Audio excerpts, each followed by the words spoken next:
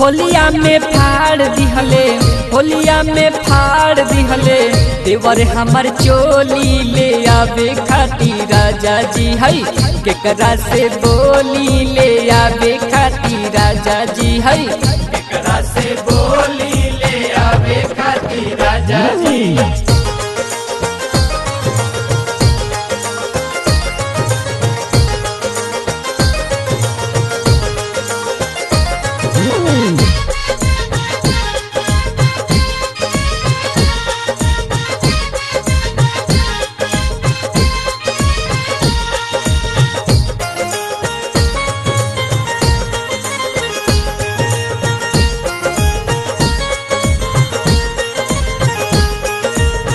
माने नाही बतियाऊ कई देले बूढ़ा देहिया पे डाल दिहले नाली में के कूड़ा।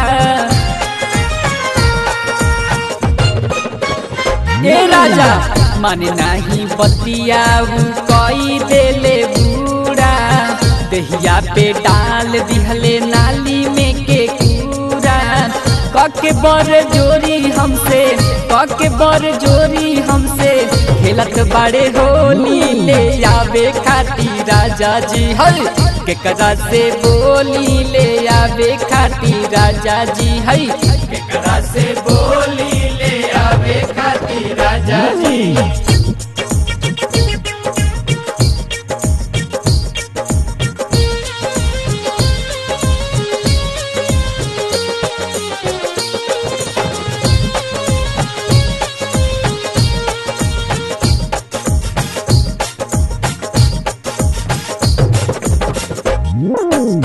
पितरी घुसा के हाथी कोइले बुरा हाल हो कसके तमीस दिहले देवर हमर गाल हो। सुनी ना पितरी घुसा के हाथी कोइले बुरा हाल हो कसके तमीस दिहले देवर हमर गाल हो। मन करे फेंक दी, मन करे फेंक दी देहिया से खोली ले आवे खाती राजा जी है केकरा से बोली ले आवे खाती राजा जी है केकरा से बोली ले आवे खाती राजा जी।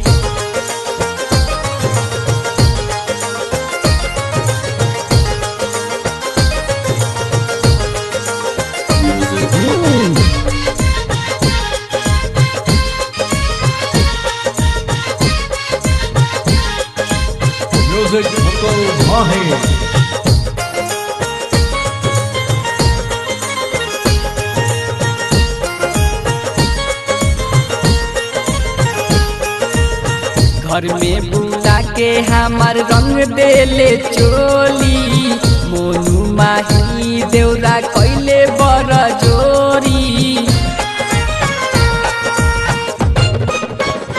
घर में बुला के हमार रंग देले चोली सरोज देवरा कैले हमसे बर जोरी। श्री देव बलमुआ के गिरजा बलमुआ के एकरा से बोली ले आवे खाती राजा जी है केकरा से बोली ले आवे खाती राजा जी है केकरा से बोली ले आवे खाती राजा जी।